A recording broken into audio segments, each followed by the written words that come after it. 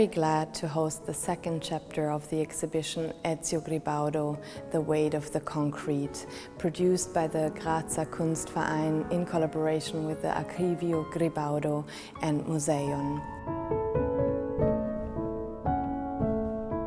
It is a great opportunity to explore the significant imprint of Ezio Gribaudo's legacy at the intersections of visual and applied art in a very contemporary scenography by Milan-based artist Davide Stucchi.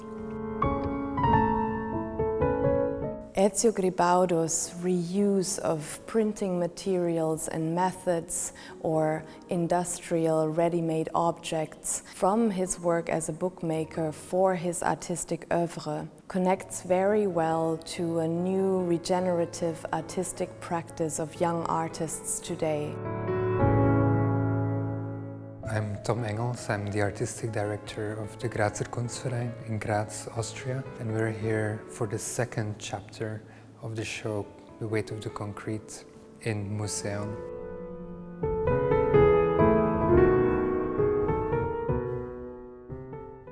For me, the weight of the concrete can mean many things, but if anything in particular, I would say that the concrete has a certain kind of weight in the sense that very concrete things ask for us to look at them again and again. And sometimes we might see nothing, but by looking at them again, we might start seeing something.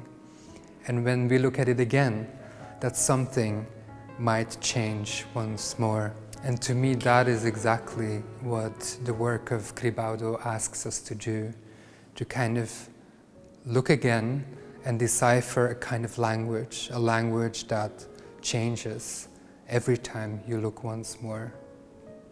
And in that sense, just like the power of poetry, I think it's really worth it looking Gribaudo's visual language again, in the sense that it is really about developing a language that we do not know yet, a language to approximate a reality that we try to grasp.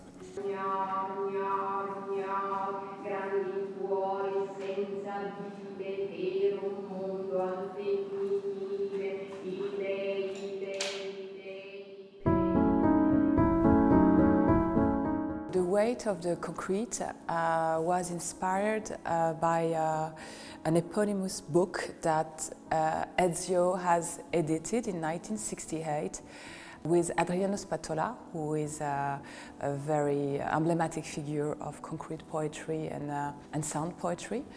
That was called Il peso del concreto. But of course, we cannot look at an historical project without having a certain critical approach, and we notice obviously that it was mainly masculine, that it was missing some woman voice. And then we wanted to revisit this publication by conveying other voices, female and also queer voices.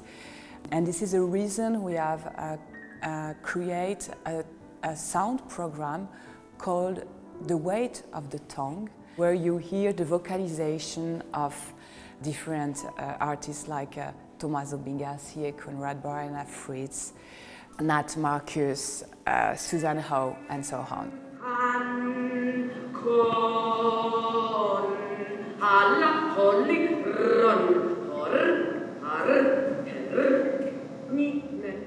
So here we are in the room dedicated to the idiosyncratic work of Ezio Gribaudo, the logography.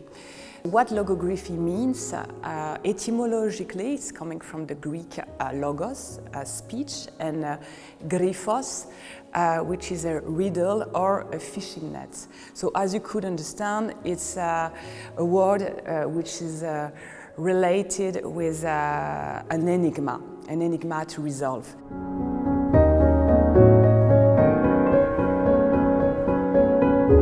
So the title of the exhibition is for sure like playing on words, the weight of the concrete.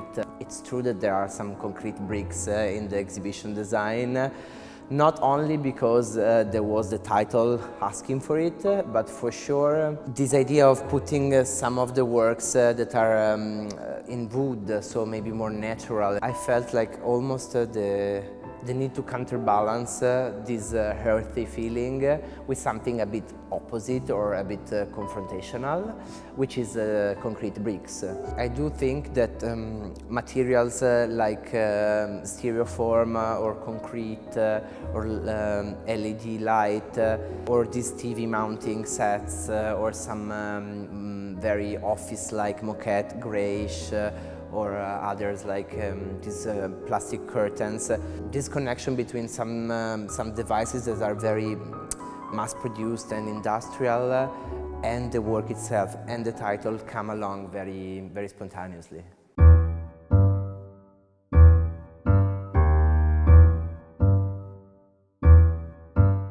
Museums of modern art are founded on an active dialogue between archive and canon, which basically means that we're constantly, through our exhibition, reinterpreting our collection, our archives with new stories.